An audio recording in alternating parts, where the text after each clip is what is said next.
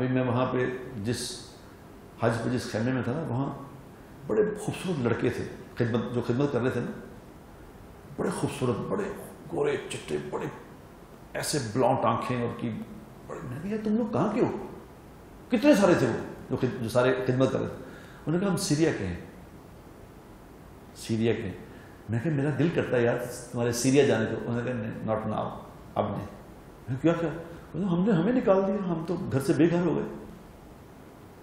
ہم تو گھر سے بے گھر ہو گئے. کیوں بے گھر ہو گئے؟ کہ بس وہ انہوں نے قبضہ کر لیا، ہمیں نکال دیا. میں کہا تمہیں پتا کیوں کیا یہ کیوں ہوا تھا؟ نہیں.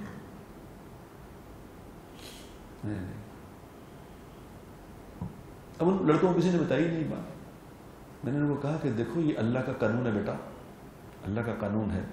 جب مسلمان اللہ کو چھوڑے گا، یاد رکھنا، جب مسلمان اللہ کو چھوڑے گا، اللہ کے نبی کے طریقے کو چھوڑے گا، تو انتظار کرے،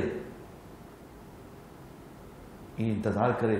یہ گھر سے بے گھر ہونے والا ہے، ذلت اس کا مقدر بننے والی ہے، اسے کوئی بچا نہیں سکے گا.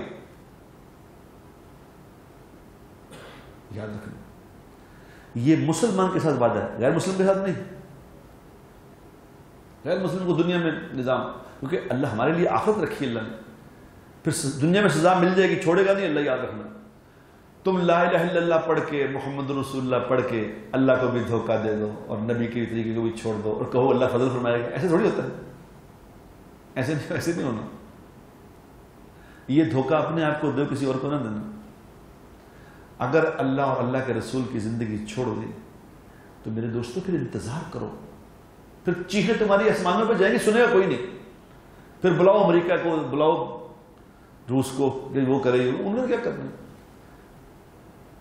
کافروں سے امیدیں لگاؤ گے پھر اللہ کو چھوڑ کے. ایسا نہیں ہوگا، یہ نہیں ہوگا. ہماری مدد سوائے اللہ کے کوئی نہیں کر سکتا، خدا پاک کی قسم. کیونکہ دنیا میں دو طاقتیں ہوتی ہیں، یا حق ہوتا ہے یا باطل ہوتا ہے، بیچ میں کوئی نہیں ہوتا. یا حق ہے یا باطل ہے. اب دیکھنا ہم نے یا کیا ہم حق پہ ہیں یا باطل پہ، دونوں میں سے ایک بات ہے.